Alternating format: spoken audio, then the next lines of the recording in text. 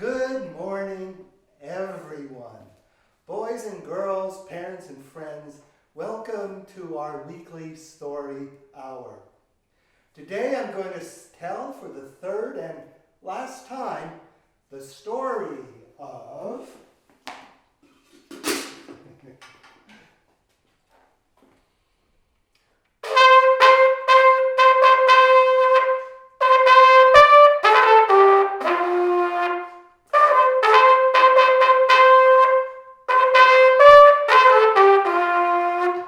Who has stole the Chinook? The bear has stole the Chinook. Now before we get into the story, I have a few credits to make. I learned this story by reading a children's book called When Bear Stole the Chinook, a Siksika tale, retold by Harriet Peck Taylor and published by HarperCollins. It's an old book, and you might be able to find it in the children's section of your library when the library's open again.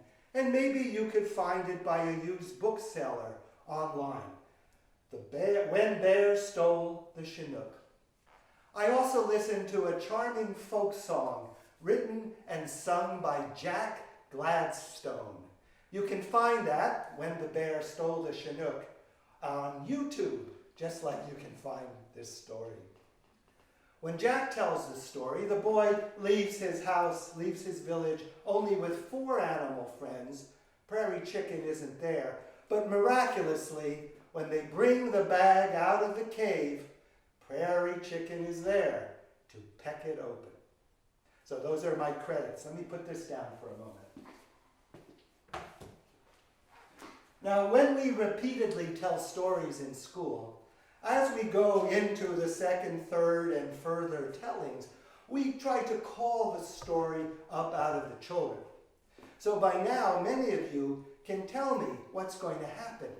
You can tell me about the terrible winter there in the Indian village on the Great Plains. All the hardship, the hunger, the sickness, the depression, and how the chiefs wonder how to find the Chinook again, the spring wind that brings the warm weather. Because surely someone has stole the Chinook, and by now everybody knows who stole the Chinook.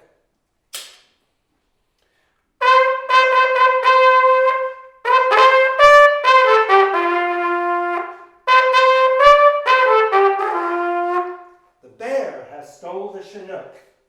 And then you can remember with me all the animal friends that the boy takes with him on his journey. You'll remember Magpie. Magpie, the social bird who has friends and relationships all over, participates in all the gossip and knows everything. And then, if I'm working with a class, I'll say, is there anybody in our class who has those qualities?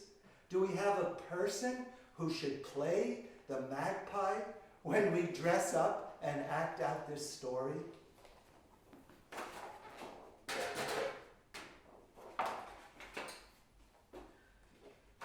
And then you know the next animal friend already, the owl, the wise old owl with his big, all-seeing eyes. He sees everything also at night. And we can ask in our class, amongst our friends, do we have anybody who has such keen eyesight, who could be part of our team?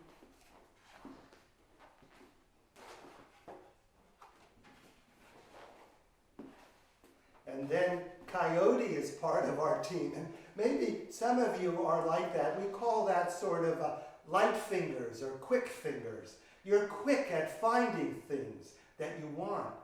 Wherever it is, however hard it is to get to, you can get there and take it away. Well, we want to turn robbers and thieves into helpers, into things finders. There's many wonderful stories about people or animals who have the talent to find things that are missing and take them away and bring them to their rightful place. So maybe some of you are like Coyote.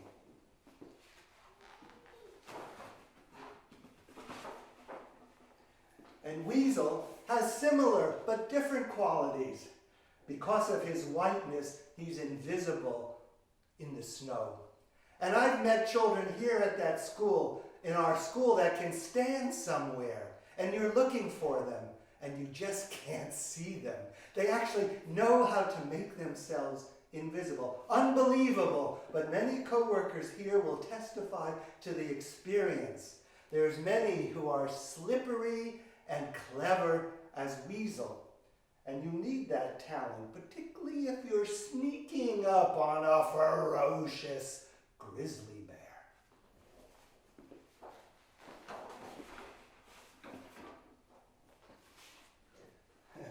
And prairie chicken. Now some of you are talented with tools. You can use scissors and cutting knives and other things without hurting yourself.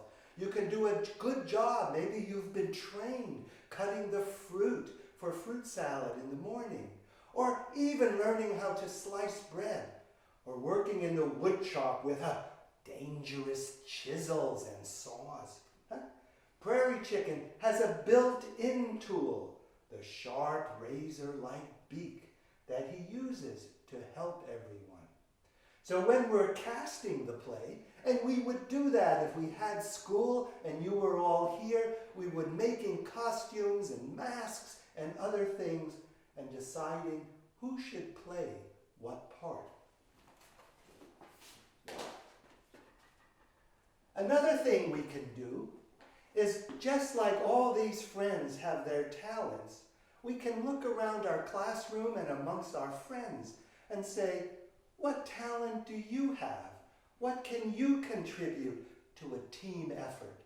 And what talent can you contribute to a team effort? And you know, as a class, we can write our own story and pool all the talents and gifts that each one of us has. Another thing that we'll try to draw out of the children over time is, like, why are we telling this story in the first place? Well, as I said at the beginning, spring is late. Everything is cold. There's sickness and hardship and hunger in the village. Why is spring late? And we're trying to answer that question. But even more important, and we have a new actor today. We thought that little teddy bear wasn't adequate to play the ferocious grizzly bear. So now Grizzly is here himself to play his part in the story. And we know Grizzly represents danger, hardship, trouble and struggle and misfortune. He's a problem that's put in our way. And so we learn from this story that there are problems, there are difficulties in life, and particularly when we work together, we can conquer them. So conquering the bear to find the Chinook teaches us hope as well as teamwork together. So this story has danger and hardship, but hardship is overcome.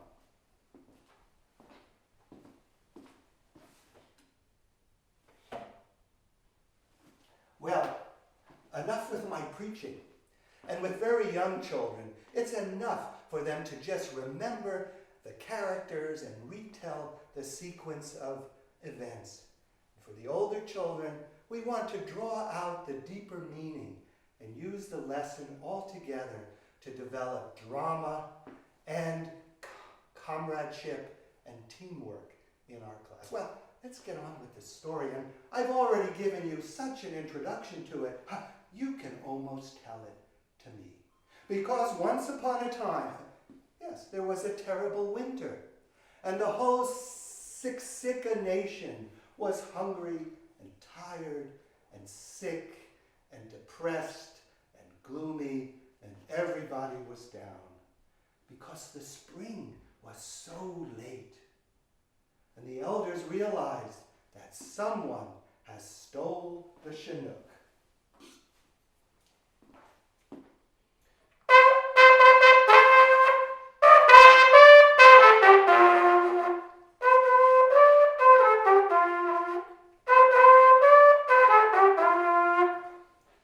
And then the Indian boy hears about that. And when we do the play as a class, it can be played by a girl. It's just in those old times, it was usually the young men who went out on the adventures. And nowadays, girls go on the most amazing adventures. So why not cast one of the girls as the leader of the animal group? So the boy calls together his animal friends, and he's been so alone in his life that his best friends are with the animals. And he knows their language, and so in this story, he talks to them, just like I talk to you, and you talk to me. Well, Magpie comes, and then Magpie is going to be a tremendous help, because if you're looking for a Chinook, someone in the Magpie's family and circle of friends knows what happens to it. And so once they decide to go off on their mission, it's Magpie who flies across the prairies, who flies into the foothills, who goes up towards the mountains, and he asks everyone, who stole the Chinook? And they answer back to him and say it with me, the bear has stole the Chinook. Once again, who has stole the Chinook? The bear has stole the Chinook. Yes, and he brings back the message to the Indian boy and the other animal friends. And now they're ready to pack up. Remember, it's freezing cold outside, and the snow is deep, and the ice is slippery, and the wind is blowing. Whoosh, whoosh. And they pack up their food, and they pack up a big deer skin. Or was it a bear skin? No, it's a bison skin, a buffalo skin, because the Siksika tribe, the First Nation, made its livelihood by hunting the buffalo, the bisons on the Great Plains. And when they get to the cave, they hear a rumbling and a stamping, because the bear is restless. And the bear hears strangers coming, and the bear is working up his anger. And remember, who goes first to look down the bear's smoke hole? It's Owl. We need to call on his keen eyesight and his ability to see down into the probably dark cave. Nowadays, we hear about night goggles. Soldiers and surveillance people and detectives, they can wear night goggles to be able to see into the night. But Owl has that naturally. And he flies up to the smoke hole and he looks down. But now you can tell me what happened, which explains why Owl has those black rings around his eyes. The bear hears an intruder, and he takes a big stick, and he goes up through the smoke hole. And he goes again through the smoke hole. And the owl comes back with two black eyes. Owl can confirm what we already know. The bear is at home in his den. But he has nothing to say about the whereabouts of the Chinook.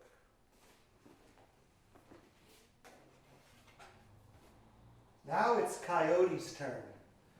And when Coyote tries to get into the bear's den, it's easy to get into chicken coops and duck houses and into pastures where the young lambs are and even where the little piglets are. But it's not so easy to get into Bear's cave, because Bear comes at Coyote, growling and stamping and swatting his very strong arms with his very sharp claws. And poor Coyote, he's not going to manage this one. And he hurries out of Bear's den. So where is the Chinook? Bear has stole the Chinook, but where is it? In Bear's cave. Now it's Weasel's turn. And remember, over and against the snow, Weasel is invisible. And I had to put all the extra colors in the picture just that you could see Weasel. And he goes up and looks down the hole into the bear's den. And when the bear looks up to see if there's an intruder, to see if he has an unwelcome visitor, he just sees whiteness. He thinks some clouds are flying over, or maybe the snow is starting to blow down his smoke hole. So the bear pays it no attention. And Weasel, with his sharp, beady eyes, peers into the cave, and he sees it. What does he see?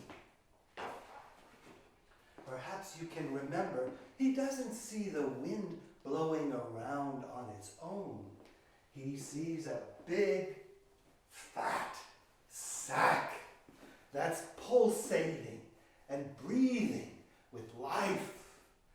If you've ever had a big balloon and you could imagine that it goes a little bit out and a little bit in, and like a breathing, and that it always wants to sort of get away from you. Maybe you have that experience. The balloon always wants to get away from you because it wants to fly up and join its airy friends. So the sack is pulsating with air, with wind, with life and breath. And the sack is tied shut with strong knots and a strong strap, a strong lace. But Weasel comes back and says, I've seen it. I've seen the bear has the Chinook trapped in a sack in the far corner of his cave.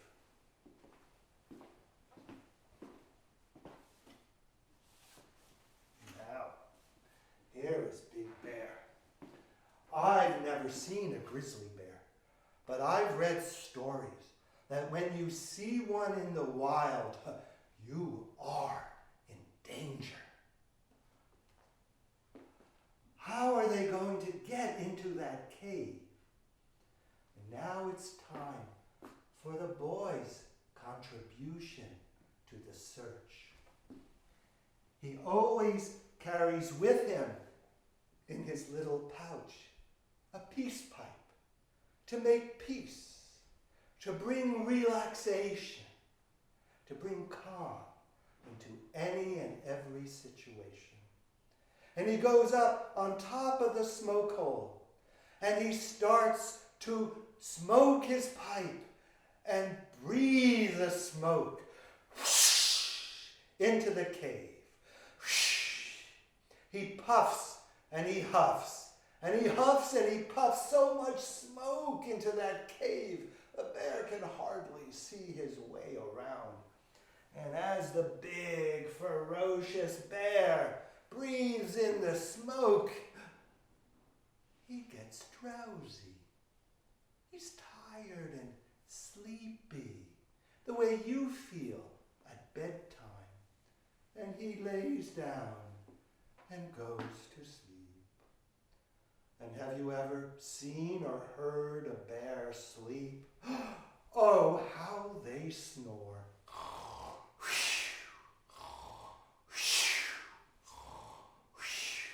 So I'm going to lay down Bear to sleep. Oh, here we go. And now Coyote has another chance. The robber in the group, the one who can get and grab anything he wants, now can be victorious. He runs into the cave while the bear is sleeping. Woo! And he comes out he comes out of the cave. He comes out of the cave and he shows everyone he's got the Chinook. He's got the Chinook in the sack. The spring is going to be rescued. The spring is going to be saved. But there's one problem. It's tied shut so tightly. Neither boy, nor magpie, nor owl, nor coyote, nor weasel can open the sack. So now, Prairie Chicken arrives on the scene. Prairie Chicken, with its sharp razor-like beak, starts to pick away. He pecks away at the sack. He pecks away, and he pecks away, and the strap is broken, and the sack opens up. And off it goes. And the spring Chinook is released from the sack. And it's now blowing and huffing and going all over the mountainside and down to the hills and down to the prairies. And there's such a commotion that Bear wakes up. Roar, roar, roar. Who stole my Chinook? Who stole my Chinook? Oh, and now he's out of his cave and he's after the boy and his animal friends.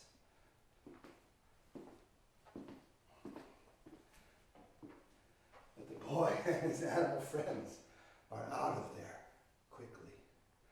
And now that the warm wind is blowing, that the spring is starting to unfold, the snow and the ice are melting, and they better hurry back across the river on which they came, because the ice is cracking, and so they go really, really fast across the river.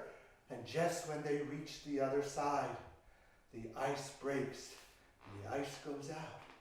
And now it's a roaring, rushing river like we have in the early spring when all the snow and ice has melted and the rivers are fat and swollen and flooding their banks.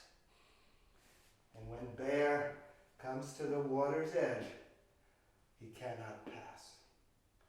And boy and his animal friends hurry down the mountainside, through the hills, across the plains to their village. And they tell the good news.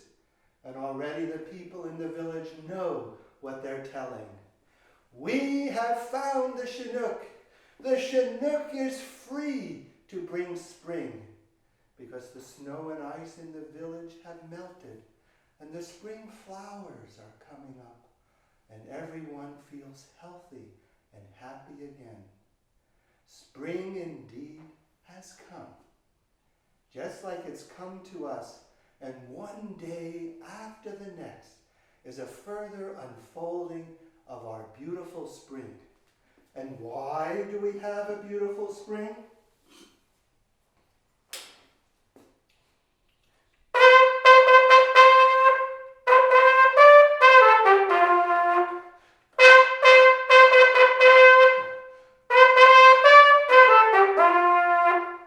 Who has stole the Chinook? The bear has stole the Chinook. But we should rather add, who has found the Chinook? The bear and his friends have found the Chinook. Who has found the Chinook? Yeah, the bear and his friends have found the Chinook. Who has found the Chinook? Tell me, the bear and his friends have found the Chinook. So that brings an end to our story about the bear who stole the Chinook and the brave, courageous boy who went with his brave, courageous friends, working as a team, each bringing their talents to rescue the captured Chinook and bring the spring. And so in the Siksika Nation, they tell that there should never be a late spring again. Never. Because the bear cannot steal it. He has to hibernate, eat lots of nuts and berries in the fall, and go into a deep sleep so he's not bothered by the cold. so that spring will come again every year, year after year. And that is our hope, and that is our joy on this beautiful spring day. Goodbye, everyone. Just remember, who stole the Chinook? The bear has stole the Chinook. Who found the Chinook? The boy and his animal friends. They found the Chinook. Bye-bye.